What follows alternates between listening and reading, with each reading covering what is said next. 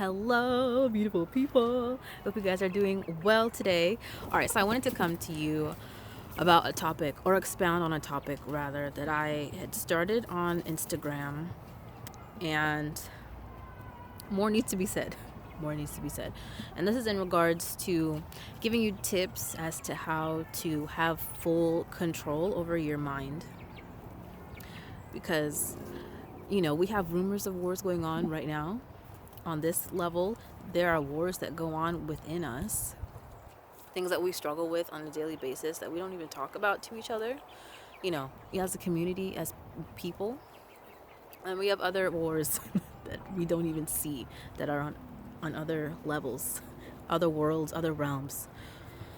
So I wanted to talk about a war that has been going on in the food community for quite a while. Pretty sure you know about it, which is the war on foods and what you can do about it. So I'm going to be talking about specific substances and how they affect our bodies. And there are things that you want to look out for when you go shopping in the store, right? You can't just go shopping for anything.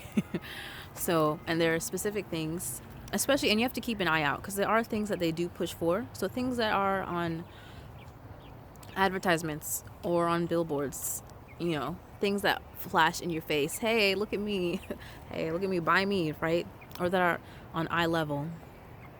Anyways, so let's look at the history first before we delve into those substances. So during the First World War and the Second World War, the way television was programmed, those commercials, man, they were so cringy. I might insert video clips or pictures of those. However, they still conveyed a message and affected people, right? It was all about conveniency, having the latest appliance in the kitchen, right? If you didn't have the latest appliance or kitchenware, you were out of the loop. Or the latest food fad that was going on. And because of that, there are certain things that had to be made in order to make those foods and convenience foods available to people and have them shelf stable. So we have that going on, that propaganda era of food commercialization, or the commercialization of food rather. Because before that, people were growing their own. Even during those times, people were still growing their own food, but there was this transition that was going on because of the influx and change of commercials. And then you go on into the 80s, where we see, different foods, more foods produced that are more convenient. So there was a change, especially in the soda industry in the 80s and 90s. If you know about the sugar switch, that's an example. So here we are today. It's 2020. What's the date today? I don't know. 20th, I believe. Tomorrow's Martin Luther King Day. And so now here we are, 2020. And now we're starting to see, that's a 20 to 50, 60 year range between those historical periods. And now we're seeing the effect on people. Science is now just grasping it, but you can see it between the baby boomers and my generation, actually, Generation X. So between those two generations, you can see the effect of those foods on people. And it's now being talked about. There are new fields in medicine, nutrigenetics and nutrigenomics, epigenetics, which I love so much. It's this marriage of nutrition, your genes, and food, right? These three tiers and how they affect each other, which is very important. And I'm so glad science has caught on. So exciting. So yeah, this marriage of these fields and how they affect each other. So these substances, what do you need to look out for? Firstly, wheat. Now wheat, if you're an indigenous person of the earth, now I'll say this is in regards to all these substances that I'm about to go through. If you're indigenous, then you will feel these effects more directly. Now wheat was one of the first commercialized foods, actually. So we had wheat and corn that was, fields. You can see acres and acres of wheat being grown. They're still doing it today. Monocropping.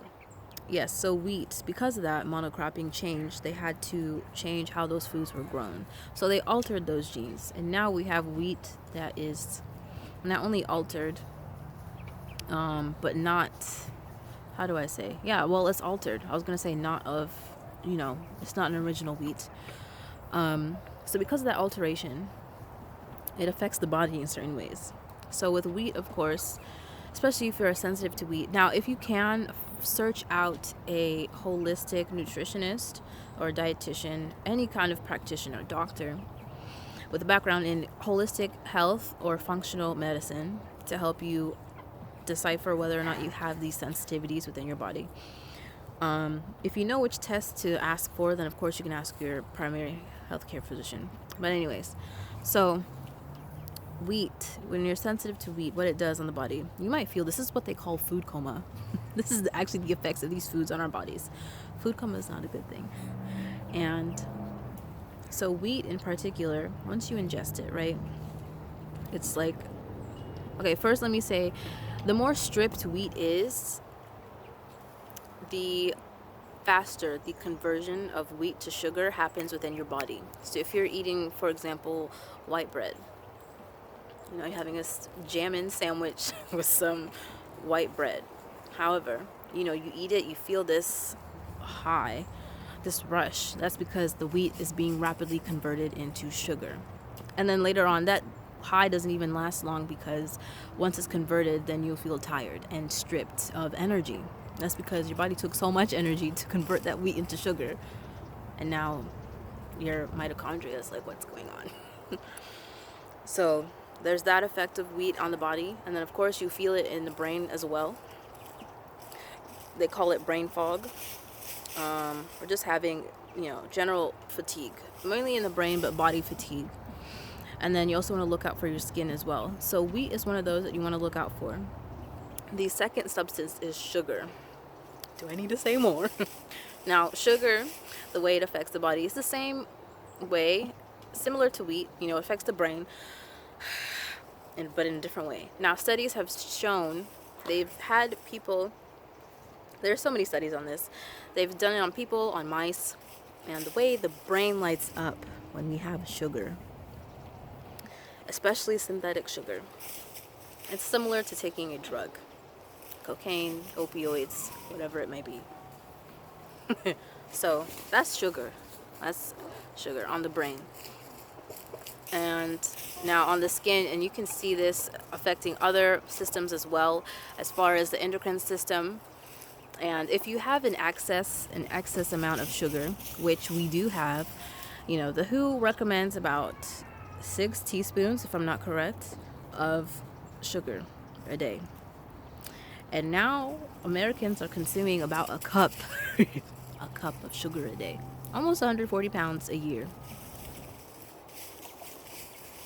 Let that sink in for a second. 6 teaspoons to a cup a day. And that's within a span of about 10 years. I would say 10 to 20. Because sugar's relatively new. So that's the second substance. Third substance, which marries those two together and makes it even more, it impairs your body even further, which is processed foods.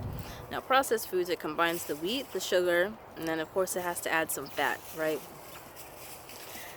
Now, all those together, the impairment that happens on the body. So we talked about the brain, the skin, and of course your digestive system, right? That quick conversion. It wears on your digestive system as well. Other systems that are affected include your endocrine system, that manage your hormones, which is why I will have to propose, this is why people, the influx of mental disorders has come about because of this commercialization of these foods. So considering that, so those are the 3 substances that you want to be aware of. Now, solutions. What can you do? Because we see these foods every day, no matter where you live, where you go, especially if you're in the U.S., but regardless, you see these signs, right? What do you do? Now, I gave some tips on my Instagram IGTV video that I did about this, which I'll leave a link to if you want to watch it. However, this is in regards to you taking control and ownership of what's in your house. So first tip, when you go to the grocery store, don't buy the food. If it's not in your house, you can't eat it, right? I mean, of course you can go out and buy food, but if it's not in your house, you can't eat it. So limiting those foods in your house will help a lot. And your bank account might also thank you because you're not buying these highly processed, high in sugar, high in fat, high in or altered wheat foods. Secondly, is to have simple, make small changes. So I know for a lot of people, this might seem astounding at first, but you can make small changes and small steps to your ultimate goal, and this applies to anything, but particularly regarding food, you can do this as well. So making small changes. So for example, with soda, you can start with, you're taking, whether it be the 100% or diet, take it, buy the sugar-free version. And then you make that way and you step over and you may want to buy and invest into a soda maker. That way you're controlling what's in there. And then you might want to transition to juices and so on and so forth. So that's just one example, making small changes. And then thirdly, the third thing you can do is educate others. So although you may not be, listen, perfection is not the goal here, right? The goal here is to have a change and awareness of what's going in your body. So enlightening others about that awareness, it's imperative to your community and the health of your community, and for the future of your community. So that's all I wanted to talk about today, and I'll catch you guys in another video. And let me know what steps you are taking to make changes in your health.